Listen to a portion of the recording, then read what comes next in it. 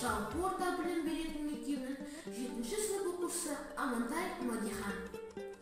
Тілге деген құрмет, халыққа деген құрмет, өзімізге деген құрмет екенін ұмытпайық ағайын. Тіл мәртебесі, ел мерейі, тілсіз халықтың, елдің өмір сүруі мүмкін емес. Танымал ел болу үшін тіліміздің жұлдызын биіктетуіміз керек ағайын. Бұл жанды тіл, бұл менің азат тілім, жадымда толмай самғар ғажап тілім.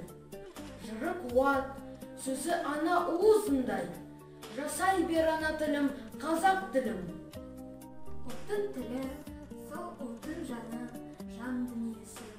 Ол жүректі соқтыртып тұрған қан тамыры сияқты.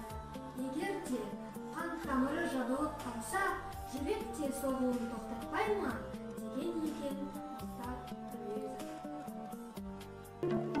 Ерте заманда бір елге қадірлі қария көз жұмарында қасына ұлын шақырып алып, балам, мен ұзамай дүние саламын. Әкем қазына қалдырмады деп қамықпа.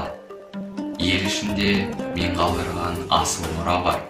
Соны іздеп тап, қадірле, қастерле дейді.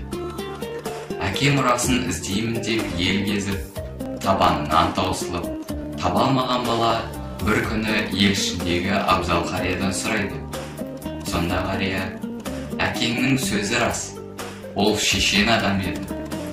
Бәріміз сөйлеуді сенің әкеңнен үйрендік. Оның саған қалдырған мұрасы тіл. Тілден артық қазына жоқ деп, аталы сөздің шешуін айтыпты. Халқымыздың кемеңгер ұлдарының бірі Мұхтар Әуезов. Ұлттың тілі сол ұлттың жаны, жан дүниесі. Ол жүректі соқтырып тұрған қан тамыры сияқты. Егер де қан тамыры жабылып қалса, жүректе соғуын тоқтатпай ма деген екен. Тіл халықтың жаны, рухы, асыл қазынасы, ұлттығының белгісі, жан дүниесінің айнасы, тарихының куәгері. Құрмет, халыққа деген құрмет, өзімізге деген құрмет екенін ұмытпайық. Тіл мәртебесі ел мерейі. Тілсіз халықтың, елдің өмір сүруі мүмкін емес. Әлем таныған ел болу үшін тіліміздің жұлдызын биіктетуіміз керек.